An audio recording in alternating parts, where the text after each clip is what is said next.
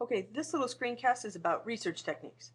When we're researching, no matter what it is that we're looking for, it's important to know how to validate or invalidate the information that we find when we're searching the internet. And eventually everyone runs into a questionable page or questionable information, and how do we evaluate that? First, some general information. All the browsers in this school have a Google search box in the upper right-hand corner, and it is a much better idea to type your search term into that search box than it is to just type the information into the address bar. Because if you mistype something when you're typing in the address bar, or if you don't know exactly what site it is that you're going to, you can end up at a very disreputable place very quickly. In this case, I'm going to research Martin Luther King Jr. because I have a particular site I want to talk to you about. All I have to do is hit enter and look at the search terms as they come up. The search results are very rich. There are a lot of really good sites here.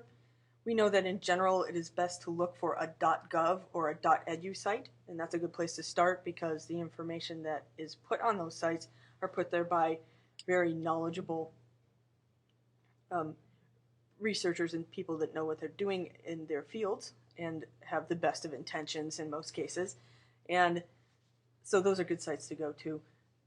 .com and .net sites should often be avoided because those places are usually trying to sell you something, or else they are owned by people who are just putting out personal pages on the internet and may or may not have the kind of expertise you're looking for when you're looking for information to include in a research report. When you look for .org sites, you have to keep in mind that most of them are very reputable, but any organization that owns a credit card can buy a .org site. So it is important to look for known entities. The King Center, founded by Coretta Scott King, would be a very rich place to look for information if you were looking for this search term. The NobelPrize.org would be a wonderful place to find information. And that contains a lot of his speeches and is a great site to look for information. Wikipedia, as we know, can be a good site for information, but shouldn't be relied on heavily in any higher level research report because, first of all, it's just an encyclopedia, and second, it's not even written by experts. It's written by whoever decided that they wanted to write something about the topic that you're looking up. The site I want to talk to you about today is the third search result that comes up, which is called Martin Luther King Jr. A True Historical Examination.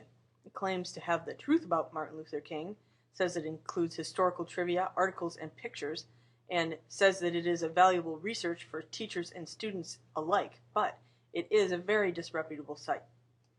Clicking on it, we find a picture of Martin Luther King Jr., which is good, but as soon as we start looking at the quotes, things go all wrong.